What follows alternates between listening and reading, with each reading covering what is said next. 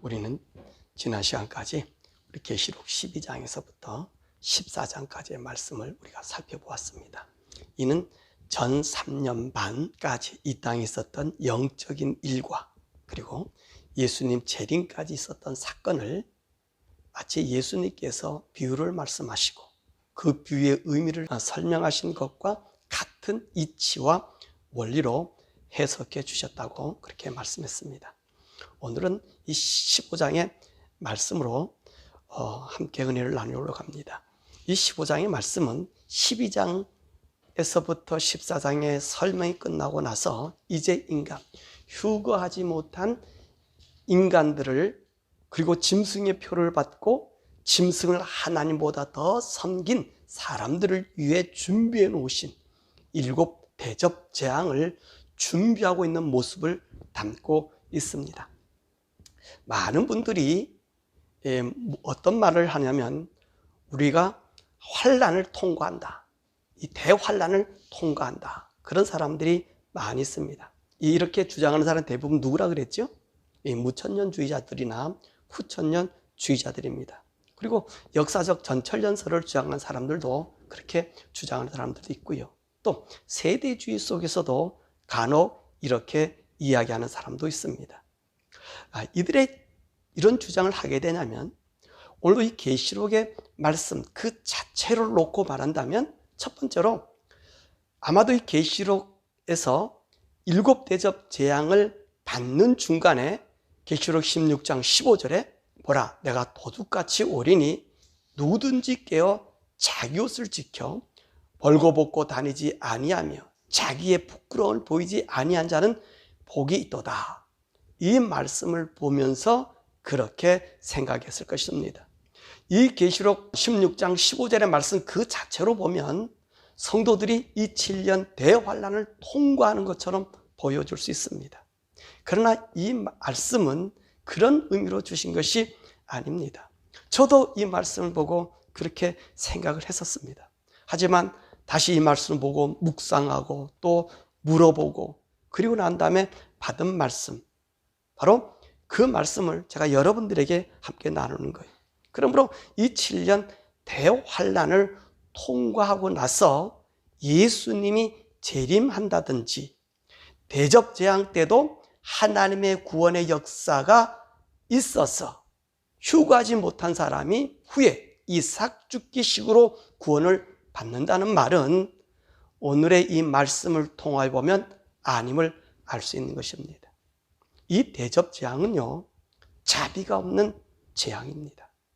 그러므로 이 무자비한 대접재앙에서 벗어나라고 그리고 휴거하는 성도가 되라고 오늘 계시록 16장 15절의 말씀을 상기시켜 주시는 것입니다. 그래서 이 15장의 말씀은요, 이런 우리의 의문을 풀기에 아주 충분한 하나님의 계시의 말씀인 것입니다. 두 번째로 이들이 주장하는 것은요, 나팔 재앙이나 대접 재앙이 겹치는 부분이 있어서 이렇게 생각할 수 있습니다. 그러나 나팔 재앙과 대접 재앙은 비슷하나 완전히 다른 재앙입니다. 나팔 재앙은 성도나 불신자가 함께 당하는 고난입니다. 하지만 대접 재앙은 오직 이 땅에 사는 불신자들, 휴거하지 못하는 이 불신자들에게 내려지는 완전한 하나님의 멸망의 재앙인 것입니다. 이 대접장이 끝나고 난 후에는 어떤 일이 생기느냐? 우리 예수님은 휴거한 성도들과 그리고 첫 번째 부활에 참여한 우리 잠자던 성도들과 함께 이 땅에 내려오셔서 이제 천년 왕국을 가지게 되는 것입니다. 우리가 7년 대환난을 통과한다라고 하는 말씀, 그래서 거기서 이삭 죽게 한다고 하는 말씀은 해당되지 않는다는 것입니다. 자, 그러면 우리 대접재앙을 내릴 때 과연 이 지구상에는, 이 땅에는 얼마만한 사람들이 살고 있을까요? 자, 나팔재앙으로 인해서 이 지구에는 한 3분의 1 정도의 사람이 이제 없어집니다. 그리고 이제 우리 성도들이 하늘로 휴거를 해버립니다. 그러면 3분의 1이 죽고 휴거한 성도들을 빼면 과연 이 땅에 남아있는 성도들은 얼마나 될까요? 그러니까 여러분들이 한번 계산해 보시길 바랍니다. 자, 그러므로 우리 성도들은요, 이 후 3년 반 이 대환란은 겪지를 않습니다. 그것을 다시 강조하는 말씀이 바로 오늘 이 계시록 15장 2절과 4절에 말씀하고 있는 거예요. 첫 번째 부활에 참여한 성도들과 휴거받은 성도들과 이 지상에 있는 불신자들과의 분리된 모습을 보여주는 분명한 말씀이 2절에 기록하고 있습니다. 우리 2절 함께 읽어 보시겠습니다. 또 내가 보니 불이 섞인 유리바닥 같은 것이 있고 짐승과 그의 우상과 그의 이름의 수를 이기고 벗어난 자들이 유리바닷가에 서서 하나님의 검은 거를 가졌다. 그렇게 가졌다는 거예요. 여기에 두 종류의 바다가 나오지요. 어떤 바다가 나와요? 불이 섞인 유리바다와 그리고 유리바다예요. 그럼 불이 섞인 유리바다는 무엇을 의미합니까? 휴가하지 못하고 땅에 남아있는 불신자들이 처해 있는 상황을 말씀하고 있는 거예요. 그럼 유리바다는요, 휴거한 성도들과 부활한 성도들이 있는 것입니다. 이것을 어떻게 알 수 있습니까? 본문 말씀에 그렇게 설명하고 있지 않습니까? 뭐라고 얘기해요? 짐승과 그의 우상과 그의 이름의 수를 이기고 벗어난 자들이라 라고 유리바닷가에 선 사람들을 말씀해주고 있기 때문인 것입니다. 유리바다에서는요, 우리에게 재밌는 말은 2절 하반부 보면 검은 거를 들고 3절 4절에 어떤 노래를 부르고 있어요? 구원의 노래를 부르고 있다는 거예요. 우리는 지난주에 이 노래를 부르는 사람들에 대해서 14장 1절과 5절에 우리가 배웠어요. 그 모습은 어떤 모습이라고 그랬습니까? 어린 양의 혼인잔치에 참여하는 모습과 인치를 받는 14만 4천 명이 부르는 구원의 노래. 그 노래를 어떻게 부르고 있어요? 검은 거를 타고. 그죠? 검은 거를 타고 부르고 있다는 말씀입니다. 그래서 오늘 15장에서는 다시 이 사건을 우리에게 알려주고 있습니다. 무엇 때문에 이 말씀을 우리에게 강조하고 있을까요? 그것은 다름이 아니에요. 우리 성도들로 하여금 이 마지막 후 3년 반 대접장에 참여하는 불행한 일이 없기를 다시 강조하는 것입니다. 그러므로 우리 성도는요, 이 대접장의 환란을 통과하는 것이 아니라 이 대접장은 오직 누구만? 불신자를 위한 재앙임을 알 수 있는 것입니다. 이 마지막 후 3년 반의 7 대접장을 또 무엇이라고 부를까요? 이 마지막 세 번째 화의 재앙이라고 말합니다. 계시록 9장 12절의 말씀 보니까 세 가지 화의 재앙에 대해서 나오고 있습니다. 첫 번째 화는 뭐죠? 5번째 나팔 재앙이 바로 첫 번째 화입니다. 계시록 9장 1절과 12절에서 나오는 말씀이에요. 이는 무정에서 올라오는 황충의 재앙으로요, 하나님의 인침을 받지 못하는 모든 사람에게 내려지는 재앙입니다. 이때 이 아픔이 얼마나 큰지 혀를 깨물고 죽기를 구해도 죽지 않고요, 자살해도 자살이 되지 않는 재앙이라고 했습니다. 왜 하나님께서 이런 재앙을 내리셨다 그랬죠? 이건 마지막 나팔 불기 전에 우리 인생들로 하여금 지옥의 맛을 보게 해서 저들을 구원하시기 위한 하나님의 구원의 노력이라고 우리가 배웠지. 그리고 두 번째 화입니다. 이 두 번째는 6번째 나팔장을 얘기해요. 9장 13절에서 21절에 유브라데 강의 전쟁이 2억 명의 군대들이 동원돼서 거기서 3분의 1이 죽는 7천만 명이 이 전쟁으로 죽는 6번째 재앙을 말하고 있습니다.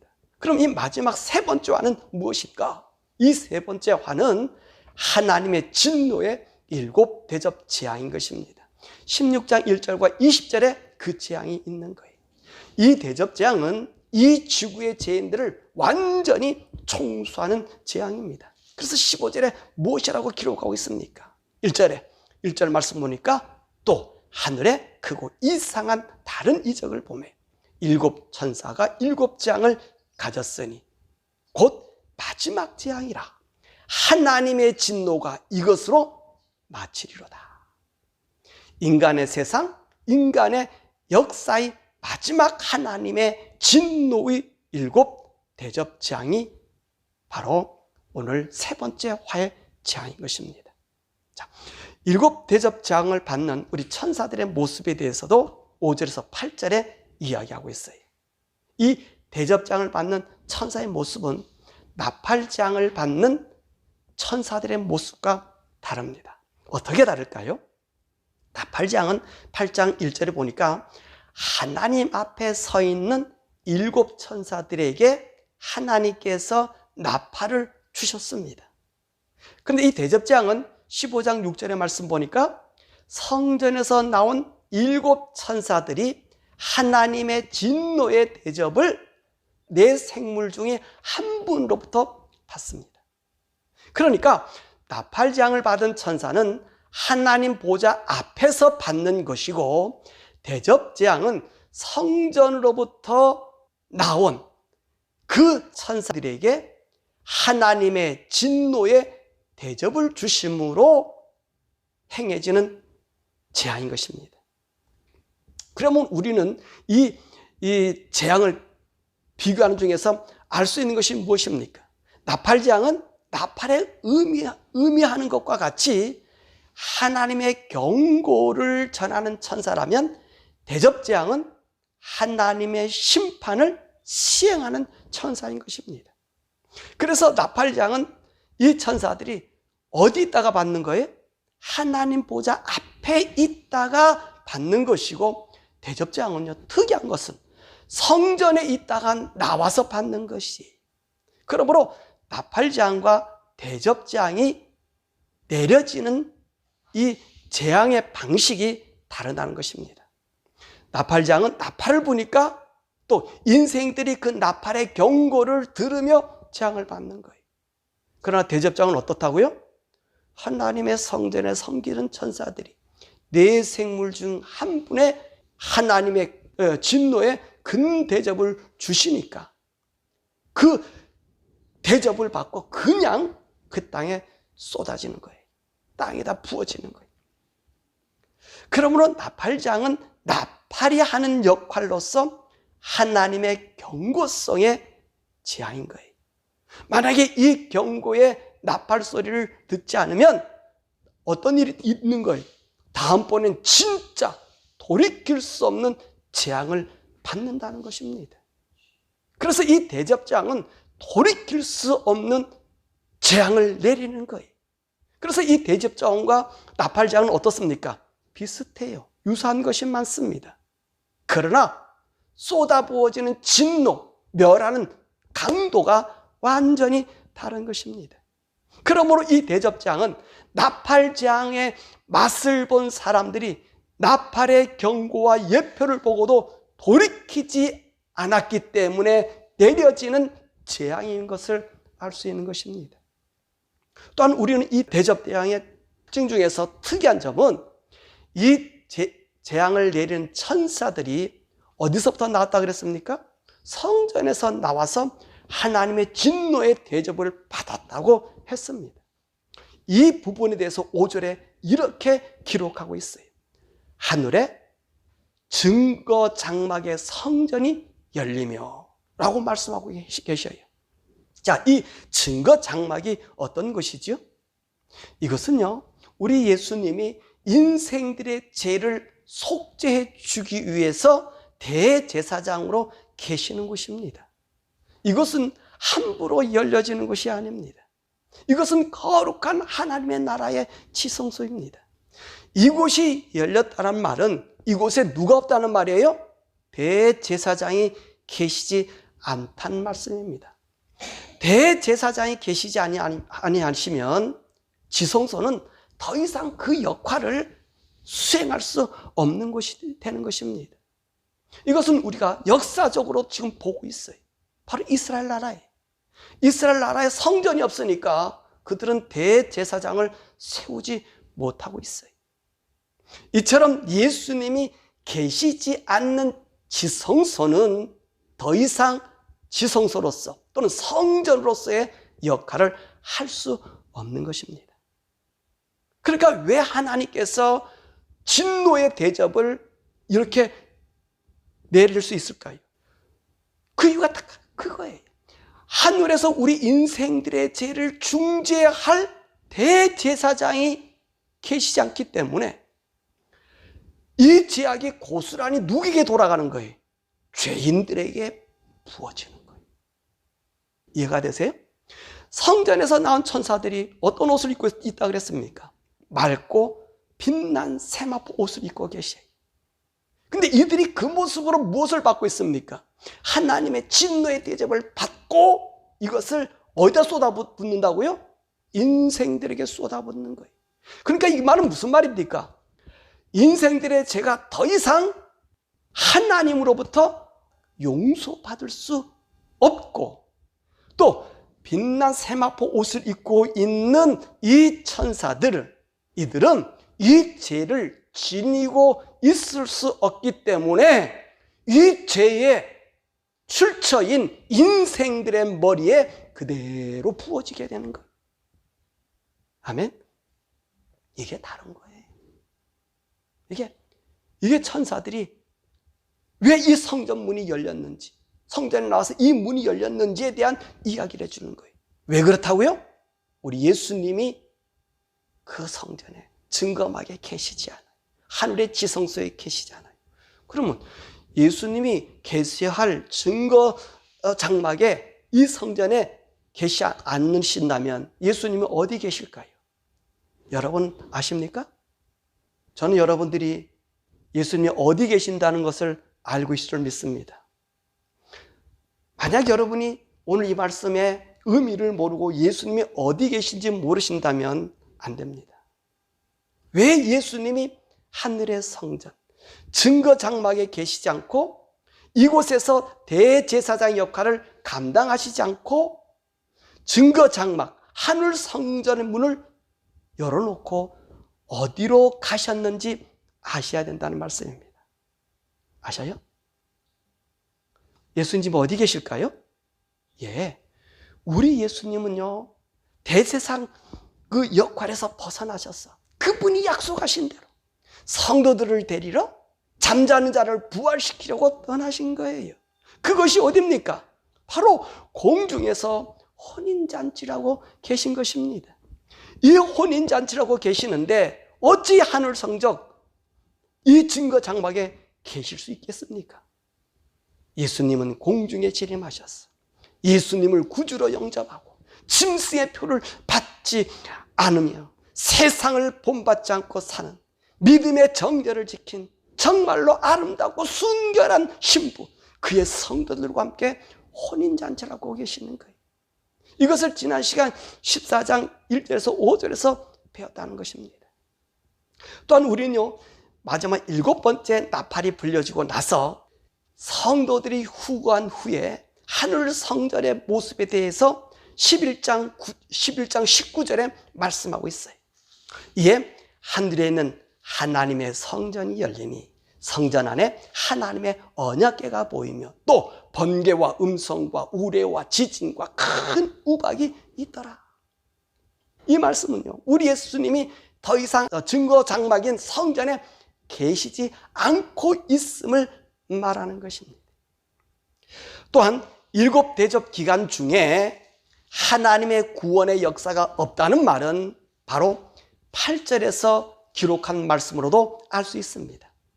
하나님의 영광과 능력으로 말미암아 성전에 연기가 가득 차매 7 천사의 7 재앙이 마치기까지는 성전에 능히 들어갈 자가 없더라. 자, 우리 예수님이 계시지 않는 하늘 증거 장막, 이 성전이 무슨 소용이 있습니까? 그러므로 우리 예수님의 구원의 사역이 종결이 되었다는 것을 선언하는 것이, 그러므로 이후 3년 반에는 더 이상 구원의 역사가 없습니다. 왜냐하면 예수님께서 지금 어디를 떠나셨다고요? 우리 예수님께서 증거 장막을 떠나셨기 때문에 우리 인생들을 위한 대제사장의 역할을 더 이상 하시지 않기 때문입니다. 그래서 이 말씀 속에서 왜 천사들이 이 성전에서 나와야 하는지도 알 수 있어요. 왜 나와야 되죠? 예수님이 없는 성전에는 천사들이 있을 수가 없는 거예요. 그곳에서 무슨 일을 할 수 있겠습니까? 참 우리가 어리석은 것은요, 이 신천지가 주장하는 자들의 증거 장막입니다. 여러분, 오늘 말씀을 보면서 이들이 얼마나 허구적인 말씀인가를 알 수 있지 않습니까? 예수님도 증거 장막에 떠나시면 천사들도 있을 수 없는데 그 장막이 한국 과천으로 옮길 수 있습니까? 하나님이 7 대접 재앙을 부으실 때에 능히도 이 성전을 펴셨는데 누가 감히 그 증거 장막을 세울 수 있습니까? 하나님도 하시지 않는 일. 왜 하나님께서 이 증거 장막 역할을 할 수 없게 하십니까? 우리 하나님은요, 의로우신 분이고 거짓 없는 분이셔요. 그분은 그 말씀하신 그 자체예요. 그 자체가 거스를 수 없어요. 우리 예수님은요, 중보 사역을 하시는 곳이 바로 그 장막입니다. 근데 예수님이 중보 사역을 떠났는데 그 예수님 대신 성령님이나 하나님 자신도 그 일을 하실 수 없는 거예요. 그렇기 때문에 우리 하나님은 말씀이 변하지 않는 진리고 생명인 거예요. 그러니 지금 우리 예수님이 하늘 성전에 계시는데 하나님도 그 질서를 어기지 않고 계시는데 이만희가 뭐길래, 이만희가 뭐길래 증거 장막을 과천에다가 지 마음대로 옮겨놓을 수 있습니까? 그러니까 이 신천지 이만희는 어떤 사람이라? 거짓 영의 사람이요, 마귀의 영에 사로잡힌 자요, 사단의 종임을 우리가 알 수 있는 거예요. 자, 그러므로 이후 3년 반 대접재앙은 하나님의 진노가 그치는 마지막 재앙이라고 말씀하신 것입니다. 마지막 7 나팔이 불려지면요, 하늘 보자 주엔 24장로들의 경배 말씀 중에 땅에 있는 자들에 대한 심판하실 것에 대하여 말씀하고 있습니다. 11장 18절 마지막 부분에 보면 땅을 망하게 하는 자들을 멸망시킬 때 서기로다. 그러니까 예수님이 공중 재림하시고 난 이후에 이 땅에는 7 대접 재앙이 내려지고 있음을 말씀해주고 있는 거예요. 자, 말씀을 냈죠. 오늘은 계시록 15장 말씀을 했습니다. 우리에게 분명하고 명확한 7년 대환란에 대한 답을 우리에게 주고 있는 거예요. 전 3년 반 환란이 지나고 마지막 나팔로 예수님이 공중으로 재림하시고 나서 이 땅에는 하나님의 마지막 진노의 재앙인 후 3년 반에 7 대접 재앙이 쏟아져 내리고 있음을 알게 합니다. 그러므로 이 후 3년 반에는 우리 예수님의 구원 사역이 없습니다. 이로 인해 우리 인간들에게는 더 이상 구원의 기회가 없다고 오늘 배웠습니다. 그러므로 우리 하나님은 요한에게 이 계시의 말씀을 주면서 사건들 속 중간중간에 항상 우리 성도들에게 권고한 말씀이 있습니다. 14장 12절의 말씀 보니까 성도들의 인내가 여기 있나니 그들은 하나님의 계명과 예수에 대한 믿음을 지키는 자리라. 16장 15절의 말씀 보니까 보라 내가 도둑같이 오리니 누구든지 깨어 자기 옷을 지켜 벌거벗고 다니지 아니하며 자기의 부끄러움을 보이지 않는 자는 복이 있도다. 우리 예수님도요, 세상에 계실 때요, 그 얼마나 오래된 시간입니까? 항상 뭐라 그랬어요? 깨어 있어라. 내가 올 테니 깨어 있어라. 그렇게 말씀하셨어요. 뿐만 아니라 오늘 성경의 저자들은 모두 한결같이 우리의 믿음의 인내로 깨어있는 성도가 되기를 간구하고 싶습니다. 그러므로 우리가 이 세상 살아가는 동안 우리 주님이 언제 올는지 몰라요. 아니 내일 올는지도 모르고요, 10년 뒤에 올는지 모르고요, 100년 뒤, 200년 뒤, 아니 1000년 뒤, 또 그보다 더 오랜 시간을 지나서 우리 예수님이 이 세상에 오신다 해도요, 우리는요 깨어있는 성도가 돼야 돼요. 인내함으로 예수님의 재림을 기다려야 된다는 말씀입니다. 뿐만 아니라 저와 여러분들은, 오늘도 말씀을 듣는 여러분들과 우리 방송을 보는 모든 사람들은요, 이 계시록의 말씀을 어느 성경보다 더 사랑하고 품어서 읽고 우리 마음에 주님 보시기를 새기는 성도가 되어야 됩니다. 그래야 우리는 영원한 천국의 소망으로 이 세상을 이길 수 있는 능력을 얻게 되고, 믿음으로 인내하며 우리의 믿음의 세마포옷이 깨끗하게 보존이 돼요. 그 영광의 혼인잔치에 참여하는 성도가 될 수 있는 것입니다.